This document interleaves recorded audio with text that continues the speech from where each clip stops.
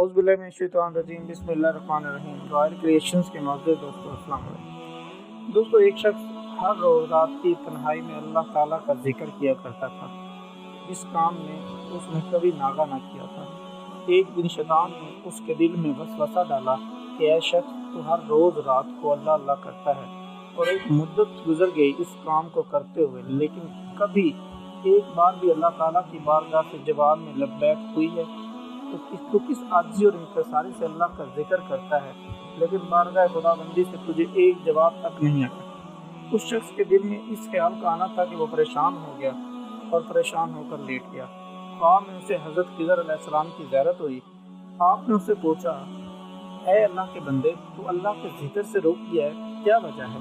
کہنے لگا، میں تو ہر روز اللہ اللہ کرتا تھا، لیکن جواب میں میرے پاس لبیک نہیں آیا، اس لیے میں اس بات سے ڈر گیا ہوں کہ شاید میں اللہ تعالیٰ کی بارگاہ میں مردود ہوں۔ یہ سن کر حضرت خضر علیہ السلام نے فرمایا، اے شخص، اللہ پاک نے مجھ سے فرمایا کہ جا میرے اس بندے سے کہہ دو کہ تیرا اللہ اللہ کہنا میرا ہی کرم ہے۔ کیا میں تجھے اپنے کام میں نہیں لگا رکھا؟ تیری تڑپ کی مجھے سب خبر ہے۔ میں تجھے بھولا نہیں ہوں، نہ ہی میں نے تجھے نظر انداز کیا ہے۔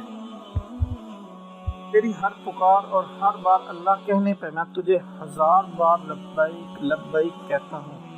تجھے یہ سوچ، یہ عمل، یہ طلب میں نے ہی دی ہے، اور میں نے ہی تجھے اس کام پر لگایا ہے، اور اصل میں تجھ سے زیادہ مجھے ہی تیرا اشتیاق و شوق ہے۔ اس شخص نے یہ خواب دیکھا تو ہڑبڑا کر اٹھ بیٹھا اور فوراً صدقے دل سے توبہ کی اور پھر دوبارہ اللہ تعالیٰ کے ذکر میں مشغول ہو گیا۔ دوستو، یہ تھی ہماری آج کی ویڈیو۔ امید کرتے ہیں آپ کو پسند آئی ہوگی۔ ویڈیو پسند آنے کی صورت میں آپ میرے چینل کو لائک کریں، سبسکرائب کریں اور اپنے دوستوں کے ساتھ شیئر کریں۔ اللہ حافظ۔